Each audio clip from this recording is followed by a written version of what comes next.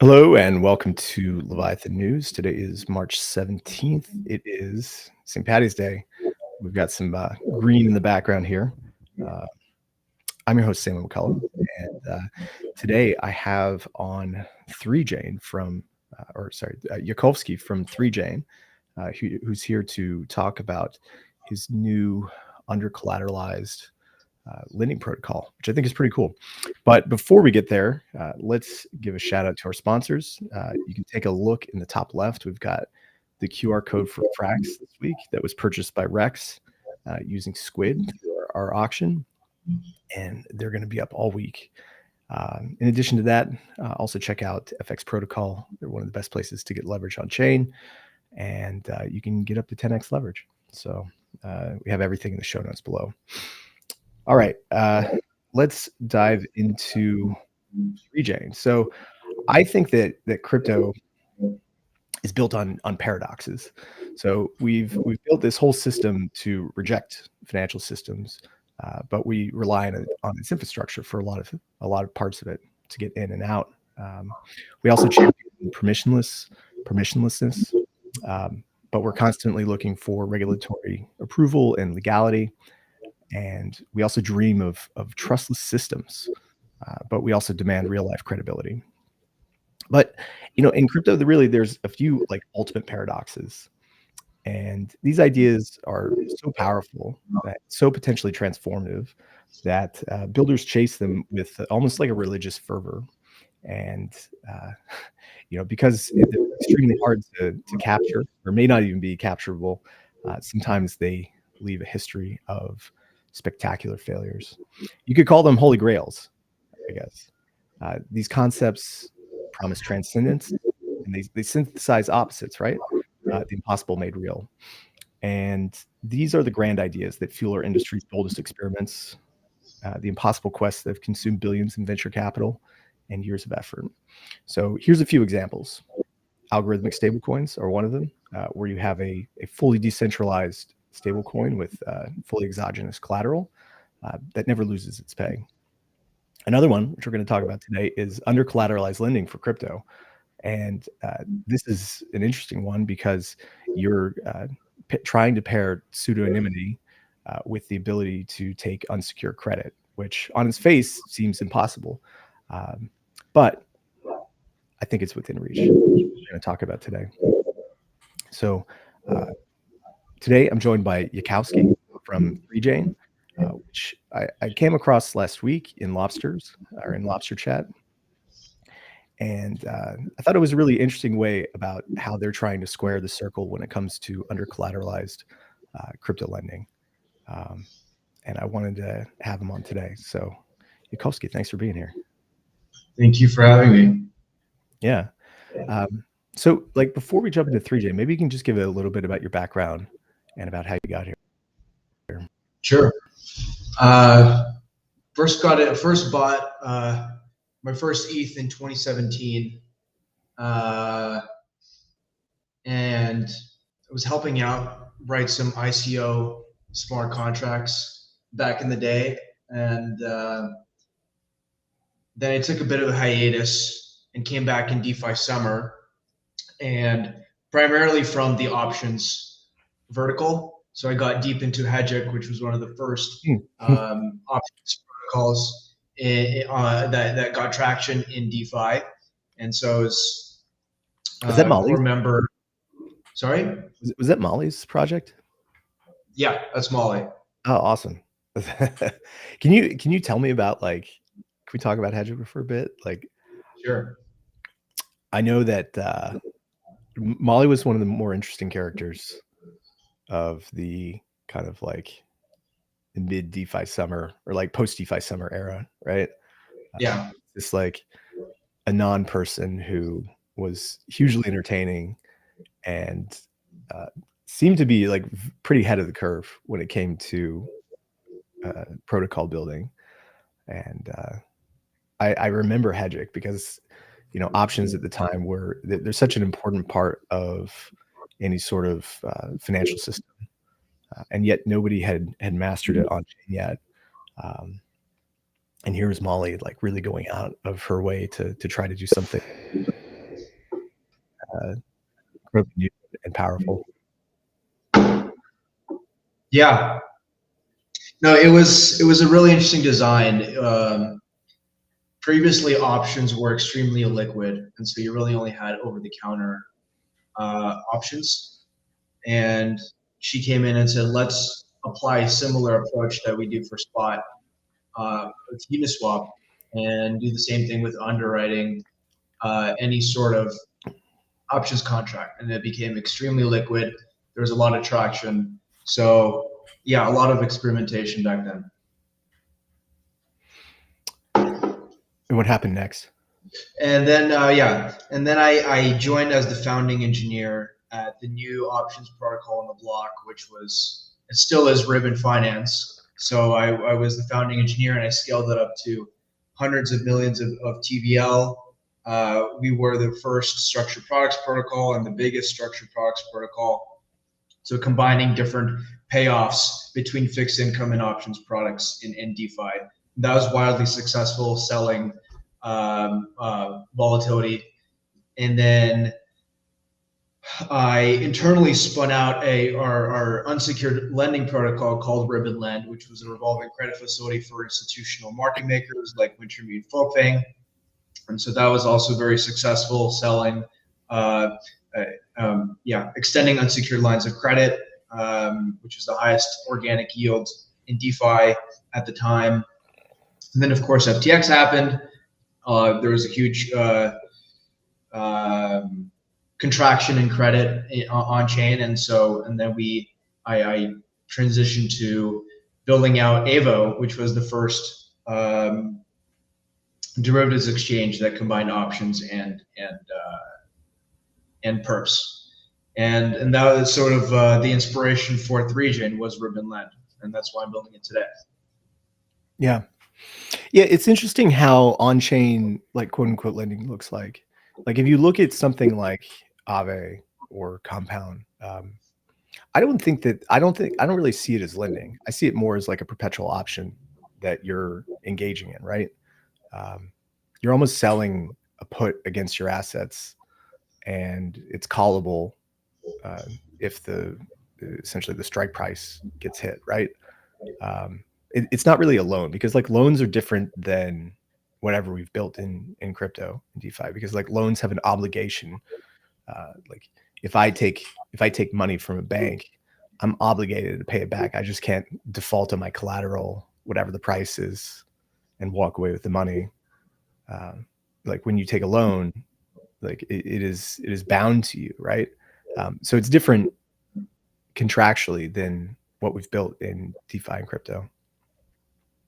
Yeah, and the only reason why this structure that we have works, where it's completely permissionless and you don't have to do any sort of underwriting, is because you have pretty strong guarantees around liquidation. Whereas if you take out a mortgage loan, for example, the collateral is extremely illiquid, and there's a chance that the lender can't recover the costs, and so that's why there's that repayment obligation. So like, what was the catalyst for 3Chain? Like, you'd been working on these option protocols, you'd been working on perpetual protocol through Avo and Ribbon. Like, when did it come about to say like, oh, hey, I want to go try to tackle under-collateralized, unsecured lending? So contextually, unsecured lending is considered the holy grail, and it's been tried every which way many times over, as far back as 2019, and Dharma protocol came along. I'm not sure many people remember them, but yeah, since then there were a lot of attempts, but the two reasons why it never really worked is that you couldn't really do robust credit underwriting on arbitrary users, because you had some credit risk infrastructure in place, but not too much. And you didn't have any access to off-chain credit data from credit bureaus. So that was the first problem. You really couldn't do robust credit underwriting. And then the second problem is, well, even if you do great credit underwriting, there's game theoretically speaking, it's in your best interest to default because there's no recourse. So those are two issues that nobody could really tackle for 5 years. People tried to get really close, but without the recourse part, it was just completely impossible. So in 2024, there were, I'd say, 3 major unlocks that made it possible. And the first is there was a greater, the credit risk infrastructure is being built out significantly more. So protocols like Blockchain Bureau and Cred Protocol built out really good credit infrastructure.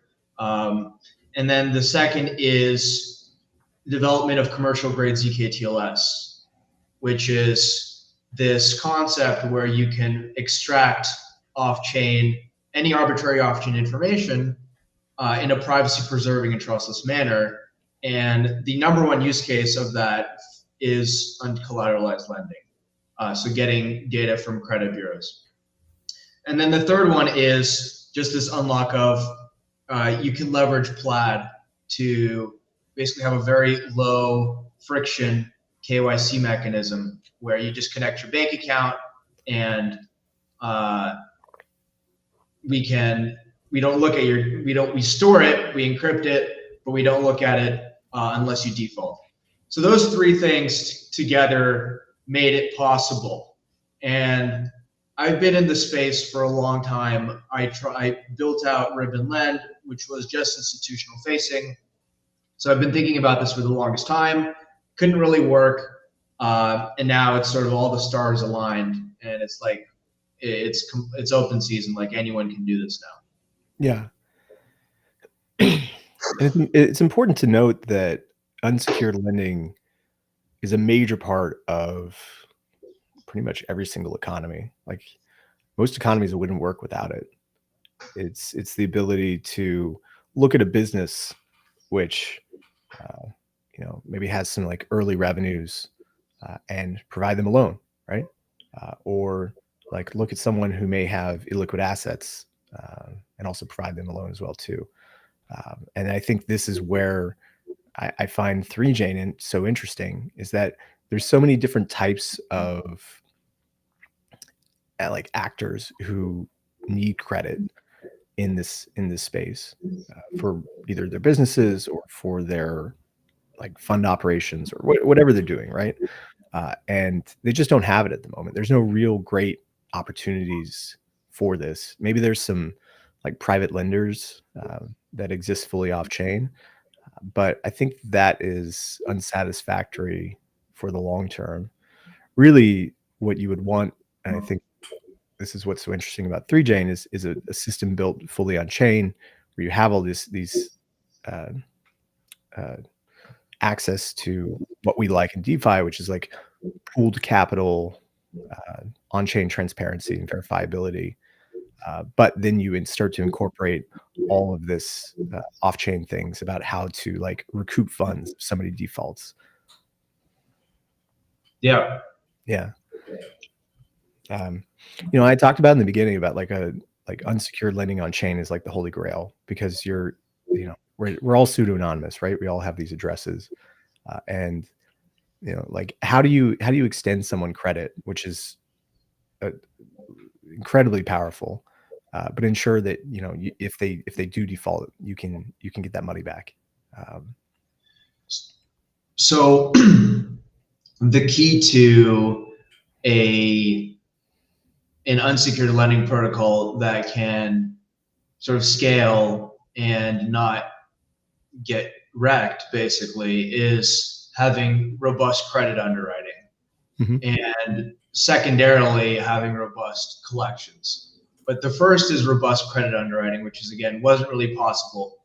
So the way we think about credit underwriting is when we look at a user, we split their financial profile into 2 buckets. First being everything that they do on chain, and the second is everything that they do off chain. So everything that they do on chain, that's where we leverage Cred Protocol and Blockchain Bureau, which built out these 2 machine learning models that basically can predict the likelihood that you're going to repay your Aave loan. And so they've trained it on hundreds of thousands and millions of transactions, hundreds of thousands of loans. And so, yeah, the idea is we can get a pretty good sense of your creditworthiness on chain.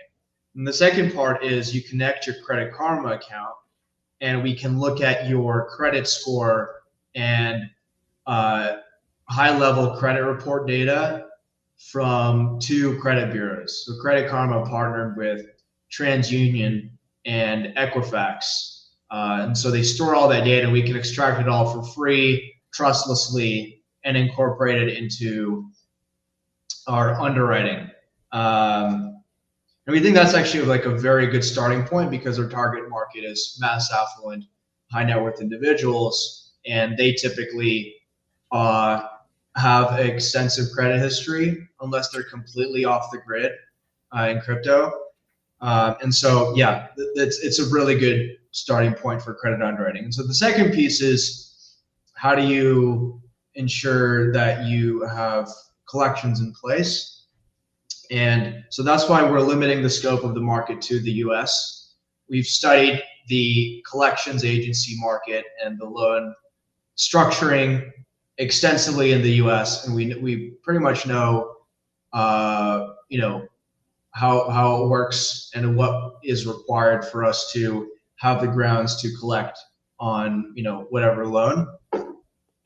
And so yeah, the way it works is you sign a legal contract that we built up with your wallet, and if you default, we engage a bunch of collections agencies or a couple of collections agencies that can then bid on the collections. So basically, they can bid on something called the contingency rate, where they might get a 5% cut of the principal if they manage to collect on the debt.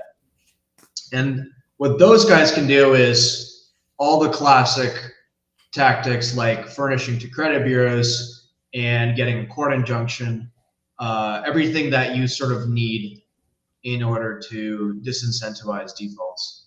Go after somebody's assets, auction them off. If needed. But for our target market, it's primarily like the threat of furnishing to credit bureaus is already significant. Should be enough. Yeah. They have a lot to lose. But yeah. So who's your target market for this? Like at launch, like who's your perfect customer? So the way we think about our roadmap is in 2 stages or 2 acts. The first act is enabling greater borrowing power for farmers and traders. And so we look at all of your DeFi assets, everything, like every single farm that you have that Aave doesn't have visibility into, like on Berachain, like on Mega ETH or Base or wherever. We look at everything holistically. And then we look at your centralized exchange assets if you have any. And then we look at your bank account and optionally brokerage assets. And so we add that all up, and we can extend your credit line. That's for farmers who are very active and who have a lot of more exotic yield-bearing assets that more from an Aave would take forever to underwrite and accept as collateral. We can look at it all holistically and give you a secure line of credit in real time. So our target market is farmers and traders who are pretty diversified across a lot of assets, and we can just give you much more borrowing power than you'd be able to get on Aave and Morpho. And then the second category is where sort of our North Star, where we want to end up, is that concept of like pure cash flow underwriting, and that transitions more to businesses and maybe AI agents who have a lot of future productivity from cash flows, don't have a lot of assets now. So we call them asset light, high productivity, as opposed to like the typical Aave holder, Aave user who is asset rich, not necessarily productive. And yeah, extend lines of credit against your future cash flows. And that's sort of the true financial system that we're looking for, where you can extend lines of credit against future growth and cash flows. And that's a concept that is completely non-existent in DeFi, which is why we think it hasn't been growing as much, because you can't borrow against your future productivity. And that's sort of how credit works, and how kingdoms and empires are built. Yeah. Yeah. I look at it just in the sense of like running Leviathan, that, we have sponsorship deals that we sign. Sometimes they're long term, and those contracts, we should be able to say like, oh, hey, we have this much revenue coming in over the next year. We have these contracts that are signed. We should be able to get lines of credit against that. And I don't know how hard it would be to go to a bank to get that. Like here's my on-chain signing by a DAO that they're going to give us money over the next year. But for you guys, it really seems that like we would be a good target customer, because if we can show that we have these contracts, then we should be able to take that line of credit, even though we don't have those funds yet. But we can prove that in the future we would have revenues. Yeah, the unlock is that banks, for whatever reason, regulatory or risk constraints, they can't really underwrite these crypto native cash flows. It's not in their wheelhouse. After the great financial crisis, they were severely restricted in terms of sort of their batting range of what sort of loans they could give out. And that's why private credit has boomed since 2008. And so for us, it would be a similar situation where we have extensive domain knowledge around crypto native cash flows, crypto native businesses, compared to traditional institutions, and we can give you a line of credit much quicker and with much greater approval rates than others would. So the proof for, I guess the devil's always in the details. Like, how do you provide essentially on-chain credit scores for these farmers who have potentially quite esoteric holdings, which may have some volatility as well too, if they're going outside of stable coins? How do you look at it and say, okay, here's our real-time assessment of how much we think that we should extend you of credit? Yeah, so we built out an algorithm called 3CA, 3-chain credit assessment, and we take in two inputs. The first is sort of your discounted assets, and the way we look at that is we take in all of your on-chain assets, your exotic assets, your esoteric assets, as you say, your sex assets, your bank assets, all of that. Then we run that through a proprietary algorithm that basically takes a haircut based on the liquidity and the volatility and the smart contract risk of every single asset that you hold. And then secondarily, we take your creditworthiness. And that is a function of your on-chain transaction activity and your off-chain credit report. And so we add that up into our own little algorithm. And so at the end of the day, we have your assets and we have your creditworthiness.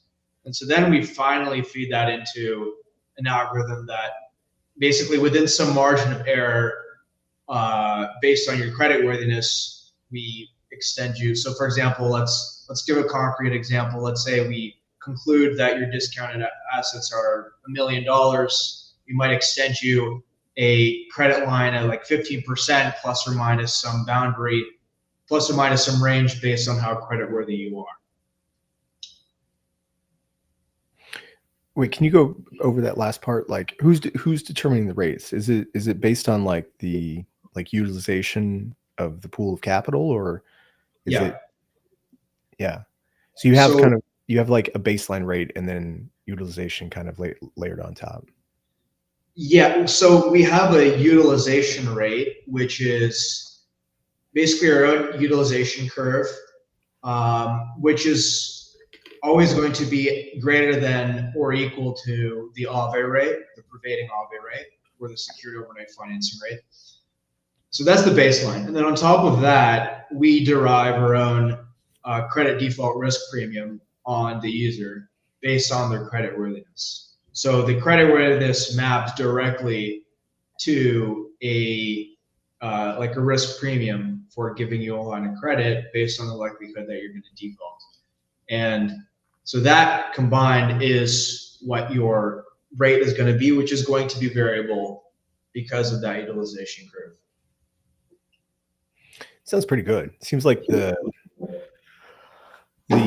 people who are lending USDC in this case will receive like better rates than what Aave will provide, or at least they should, right?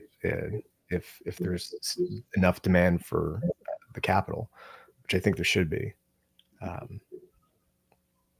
Should be a nice spread.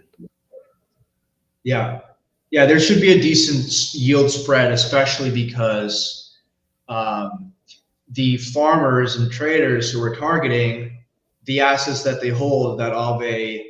So it's funny because the shorter the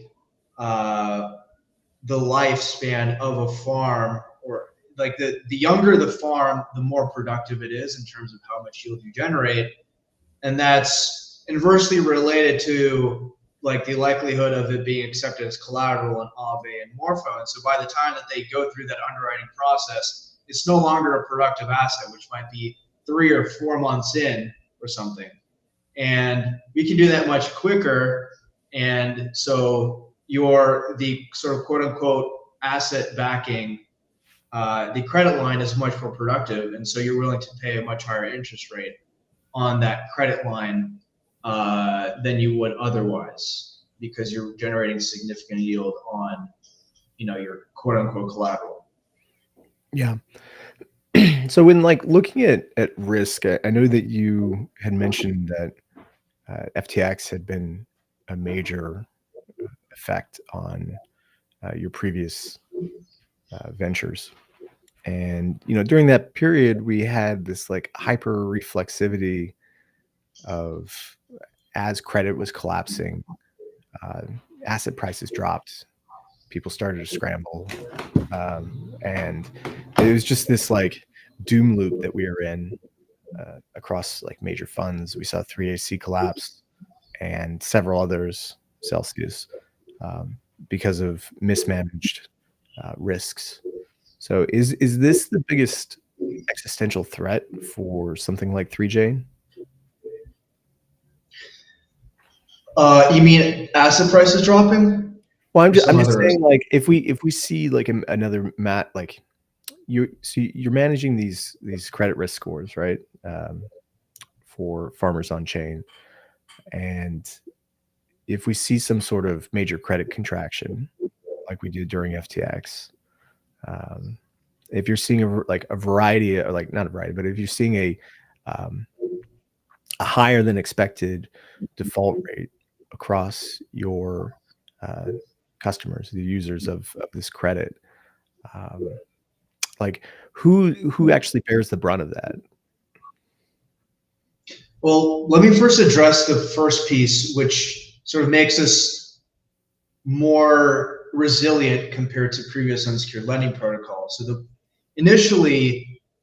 the first wave of unsecured lending protocols, because they couldn't lend to crypto native individuals for the reasons we described, they were lending unsecured to market makers. And so if you looked at their loan books, it was extremely concentrated credit risk across maybe 4 to 5 market makers. And so if one of them goes out, then all of a sudden 30% of your loan book is in default. And so it's extremely concentrated risk. And so what differentiates us is we're actually packaging, thousands of unsecured lines of credit. So it's very like heterogeneous, diversified pool across multiple farmers. And so the idea is, sure, if you might have some macro event or whatever that happens, it's or some exchange goes insolvent and the market maker or someone user loses their funds, the impact that it has on the default rates is much lower in terms of how much impact it has on on the loan. Yeah, I think that's a good point that you're making, that if you look at what was happening during FTX, right? So you had several key defaults at that time, but the risk was concentrated around probably like 5 to 8 major market makers. And when one of them then went down, you had a huge portion of the book that also went down as well. Thankfully, Yep. I mean that the other protocol that was providing these was able to survive through that, but the people who were lending at the time did have to go through that default, and there were some losses in there. And I think that's just the case with any sort of like credit extension, is that there will be defaults at times, and you guys have like a junior and senior tranche, don't you, for your cap, or for your like DeFi capital pools that you're providing? Yeah. Yeah. We can talk. So the loss given defaults back then were much higher. Here, we devised a structure that basically cushions the pool against defaults, and USD3 is the senior tranche of the pool, and SUSD3 is the junior tranche of the pool. And what that means is the senior tranche gets first repayments, but at a lower interest rate, and the junior tranche is much more levered up, but they get first loss exposure in the case of defaults. So we end up catering to multiple different risk profiles across LPs to construct an actual sustainable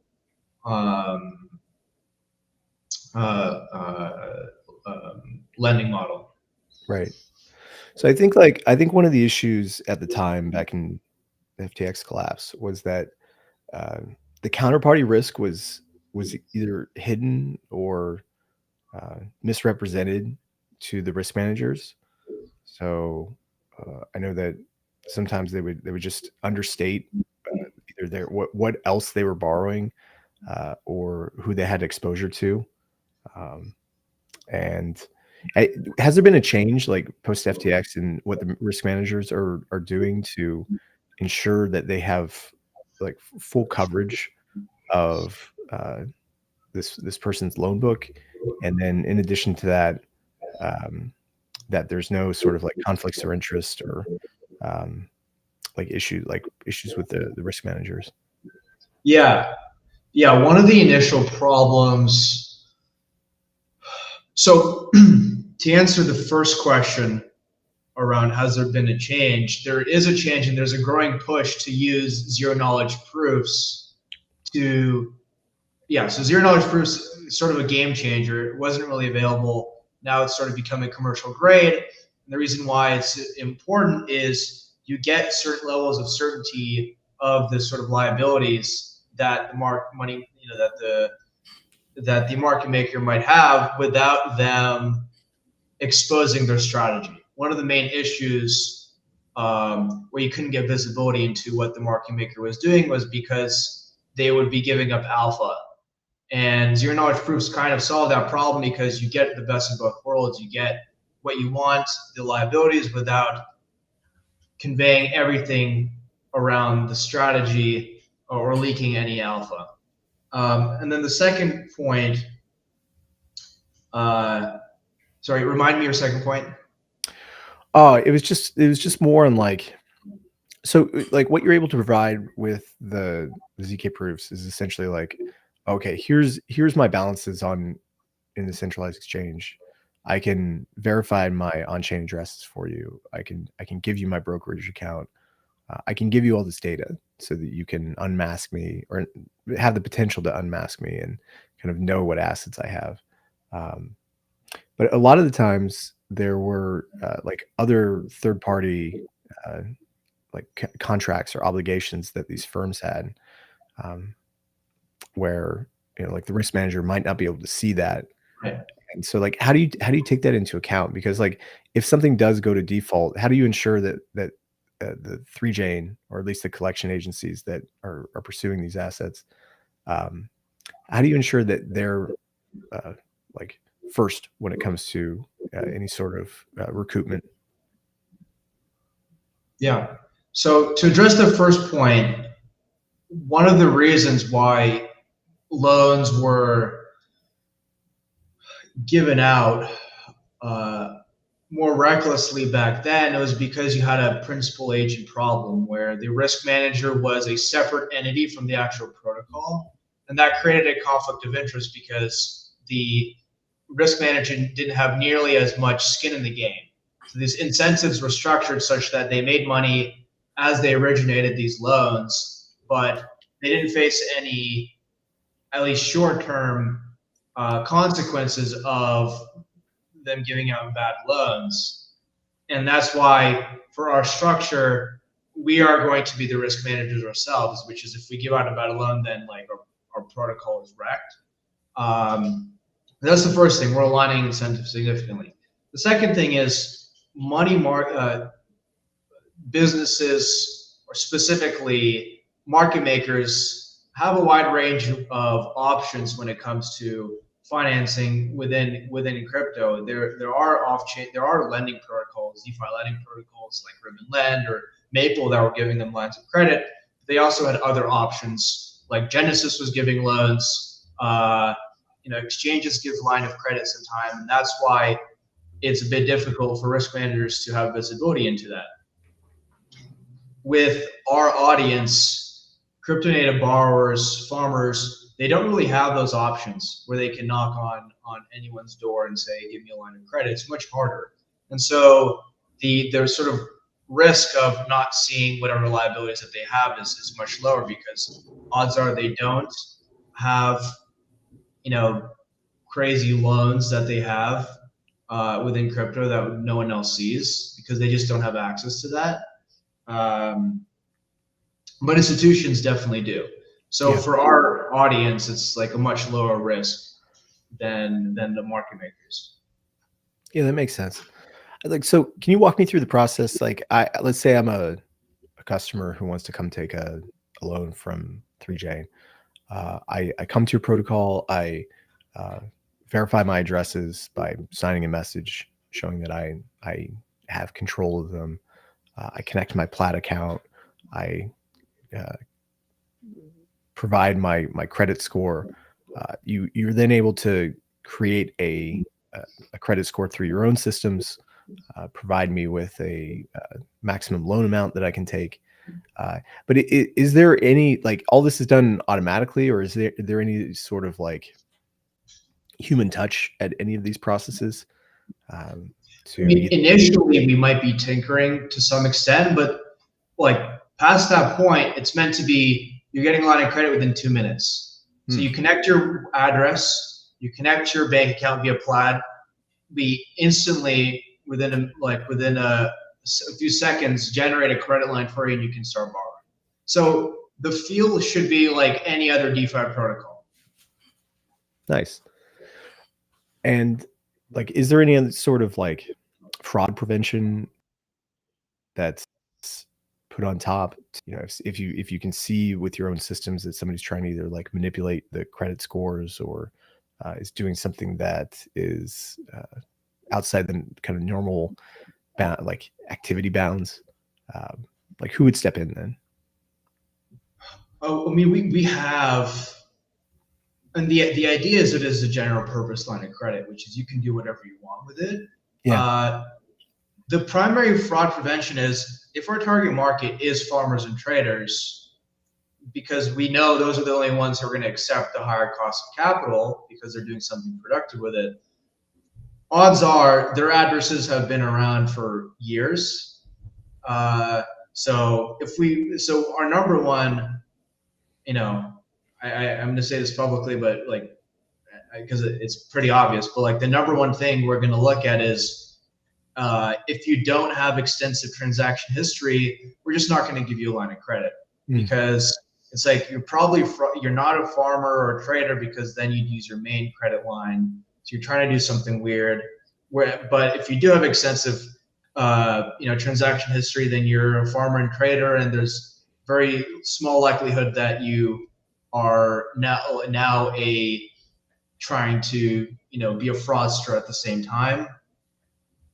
So yeah, that's the number one prevention we have in place. There are a couple of others, but we think it's pretty robust.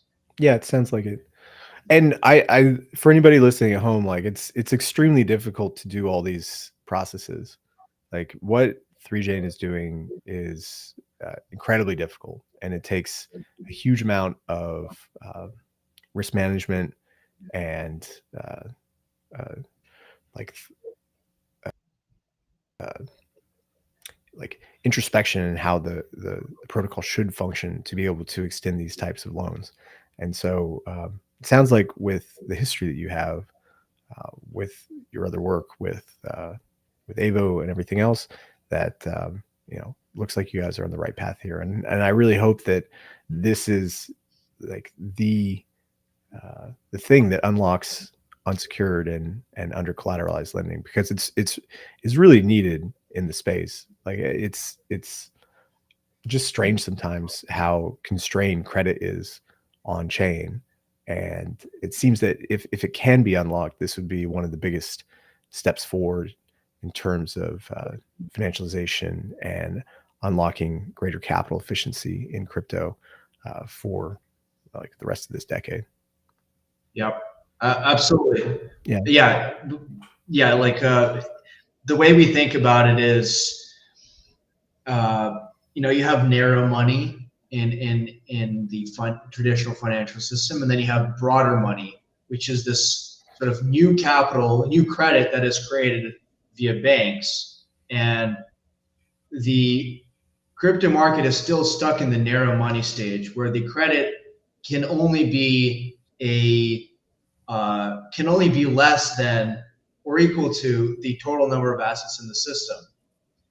And the idea is, what we're trying to break through is that credit can actually be a multiplier, a money multiplier of the assets in the system, and that's what creates credit, and that's what grows the crypto economy. And so with 3J, we're going to transition into that next stage of broad money. So what's the timeline looking like for everything? We're targeting launch in the next 1 to 2 months. Wow. So everything's pretty much already built. Yeah, it's definitely not going to be like the final product. There's definitely going to be iteration as we move along, and so the credit lines might be small at the beginning as we build up our credit underwriting. But yeah, I mean the foundations are all in place. That's awesome. I mean, it's great that you guys are coming to market so fast. Did you guys? Was this all self-funded? So far, yes. That's awesome. Congratulations. It looks very impressive, and I'm very excited to see how 3Jane plays out once it comes out. I know that's something that many businesses like ours or other crypto businesses who have recurring revenues might be interested in the future. And additionally, like as a farmer, like you have all your capital tied up at most times. So having further access to credit is just going to be a huge game changer. So I'm really looking forward to see how this rolls out in the coming months. Appreciate it. Did you want to give any shout outs, or where can people find you? People find me on Twitter, _Yakovsky, which is my name here. On Discord, we're going to be giving out a lot of new information and alpha about where we are. So just follow along my Twitter. Amazing. Thank you, everybody, for tuning in. We will be back hopefully tomorrow. If not then Wednesday. We'll be here with Rex. And make sure to subscribe at Leviathan _news on Twitter and Telegram. And also come and find us as a podcast on Spotify and Apple. You can just search for Leviathan News. All right, everybody. Thank you for tuning in. Yakovsky, thanks for being here, and we will see you next time.